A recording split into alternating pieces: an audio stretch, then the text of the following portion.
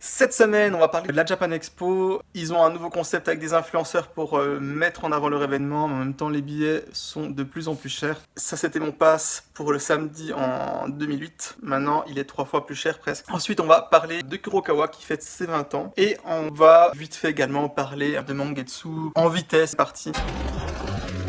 Yo les furios, c'est Léon Brando. Avant de commencer, je voulais vous partager ce post de Link96Cas qui cherche une alternance en master d'édition. Je sais qu'il y a pas mal de gens du milieu de l'édition qui me suivent pour voir ce que je vais dire d'eux ou pour voir ce que je vais dire des concurrents. Ça peut peut-être vous intéresser, c'est un profil, il a l'air très motivé, il a l'air bosseur. Engagez-le. Bref, la Japan Expo. Moi j'étais allé en 2008. À la base j'étais allé, je devais accompagner ma sœur à un concert de Miyavi en 2008 du coup. On était allé là-bas et puis fait ma première et seule Japan Expo. Le billet était 12 balles. Le samedi, maintenant il est voilà, à peu près 3 fois le prix. Le truc était blindé, il y avait de toute façon plein de monde, donc il faut forcément des billets à vendre parce que déjà ça rapporte, mais aussi juste pour pouvoir compter le nombre de personnes et limiter les accès, ça me semble essentiel. Mais bon, il y a une inflation qui est arrivée dans le monde, mais faire un x3 sur l'entrée des billets alors que le manga est populaire, je trouve ça assez fou. Là ils ont fait une petite campagne de publicité, alors je sais pas s'ils ont besoin de pub, s'ils ont vraiment de la peine à vendre leurs billets, j'en sais rien, avec du coup 5 créateurs et créatrices, 5 influenceurs qui vont partir au Japon pour nous montrer la Japan Expo, j'en sais rien. Bref, je vous mets un petit extrait.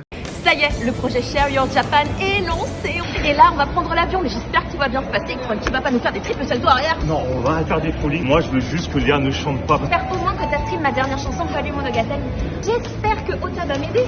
Après, là, c'est un peu compliqué parce que y a une certaine personne juste à côté de moi qui est en passé en mode TFT, et là, j'en peux plus. Regarde ma compo, Ota. Je vais bientôt top 1. Non, en vrai, je pense que c'est quand même mieux de découvrir nos réseaux sociaux et ceux de Japan Expo. Voilà, bref, voilà. Je sais pas si c'est la meilleure idée, je sais pas si c'est le bon plan, je trouve ça vraiment ridicule, peut-être leurs vidéos seront bien, peut-être ça va vous donner envie d'aller à la Japan Expo, ou au Japon, peut-être plutôt, j'en sais rien. Je trouve ça vraiment nul à chier, je trouve que le prix des billets, vraiment, pour arriver dans un endroit, je sais pas si ça a changé, mais à l'époque, c'était quand même blindé de monde, il faisait très chaud et ça puait. En plus, c'est quelque chose, tu vas payer une entrée pour, sûrement déjà payer un trajet pour y aller, si tu fais plusieurs jours, tu payes déjà une nuit d'hôtel, pour consommer sur place, on rappelle, hein, il y a quasi tout dedans qui est payant et cher. Alors ouais, tu peux avoir des fois ceux qui ont les dédicaces, les machins, je peux concevoir, voir des gens qu'on connaît, peut concevoir, mais sinon vous allez juste payer à bouffer beaucoup plus cher qu'ailleurs. Vous allez payer des mangas qui sortiront un mois après en librairie, peut-être. Je suis de plus en plus sceptique vis-à-vis de ce genre de truc. Cette vidéo m'a fait un petit peu rigoler, je trouve que l'argent va pas au bon endroit. C'est mon avis, peut-être que vous allez me dire non, Léon, blablabla, c'est très bien comme ça, peut-être. Donc Kurokawa fête leurs 20 ans, félicitations. Globalement, c'est cool. J'ai pas beaucoup de lecture chez eux. 20 ans, c'est une bonne longévité déjà. Qu'est-ce qu'ils nous proposent pour ces 20 ans? Peut-être qu'il y aura d'autres choses à venir, hein, j'en sais rien. Là, le seul truc qu'ils ont proposé actuellement, j'ai l'impression, c'est rééditer les premiers tomes de certaines séries avec une couverture alternative. Voilà. Moi qui bosse dans l'impression, je m'imprime souvent mes propres jaquettes quand je les aime pas ou que je trouve qu'il y a un défaut. Je trouve pas que ce soit spécialement fou. Ça permet de faire redécouvrir des œuvres. Jusque-là, pourquoi pas? Est-ce que c'est nécessaire? Je suis pas forcément sûr. Par contre, ils ont tous des bonus, donc ça peut être des posters, des pages couleurs, des machins. Ça permet de revendre une fois un tome qu'on a déjà vendu. Est-ce que c'est une bonne chose? Oui, non. Écoutez, je suis sceptique. Je trouve pour 20 ans, en tout cas, c'est pas assez. Mais comme je vous ai dit, peut-être qu'ils ont prévu d'autres choses derrière. Par contre, dans le nouveau tome de FMA, il y a un interview. Un interview, moi j'aime bien les interviews, mais c'est l'interview du responsable éditorial, si je dis pas de bêtises, de Kurokawa. En fait, j'aurais trouvé beaucoup plus intéressant un interview de l'autrice ou quelque chose comme ça. En fait, pour chacun de ces mangas, ça aurait été vraiment génial. Après, c'est peut-être difficile à faire, à mettre en place avec les trucs, mais j'aurais trouvé beaucoup plus intéressant. Et puis, bon, à part un interview d'un responsable éditorial, de quelqu'un qui bosse dans la boîte, je trouve que c'est bête de le cacher dans un manga et je pense que ça devrait être accessible à tout le monde. Je trouve que c'est quelque chose qui serait été bien d'être partagé soit en vidéo, soit par écrit, en post ou j'en sais rien,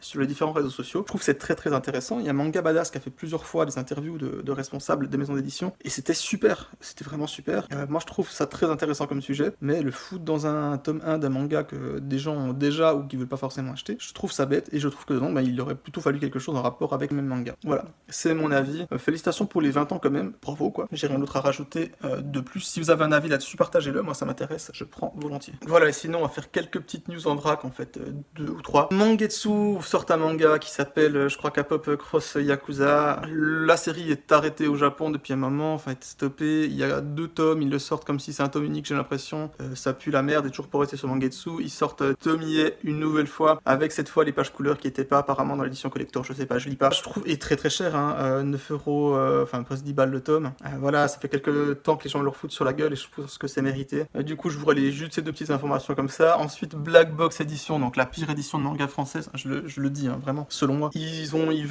sont de la communauté pour voir comment personnaliser les tomes de chacun. Faites juste du bon boulot, soyez correct, soyez sympa, payez les licences, ça je sais pas si c'était vrai ou pas, mais respectez aussi le décès des mangaka, il y a plein de choses, vous êtes vraiment une maison d'édition mais tellement honteuse que personnaliser vos livres, je pense c'est vraiment la dernière des priorités à faire, hein. Vraiment. Voilà, je vous aime pas, je vous dis ça. Faites les choses bien. Au bout d'un moment, moi j'achète plus chez vous et je compte pas racheter chez vous, sauf si, par le plus grand des hasards, vous évoluez, vous changez et vous preniez une direction plus intéressante. Et pas dans la personnalisation de bouquins, ça franchement, je pense qu'on s'en bat les couilles, mais à un niveau fort. Puis, petite mise en avant également pour le commandant qui a lancé du coup un nouveau média. Il fait généralement du contenu plutôt intéressant. N'hésitez pas à vous abonner, c'est gratuit. Voilà, j'avais une autre news à vous partager qui aurait peut-être pu être intéressante, mais le tweet en question a été supprimé. Apparemment, on peut acheter des mangas japonais sur Temu, sur Temu, je sais pas, moi j'achète pas là-dessus, le seul truc que j'achète en Chine, c'est des très jolies figurines très très chères de Pokémon. Les mangas japonais, moi je les achète au Japon,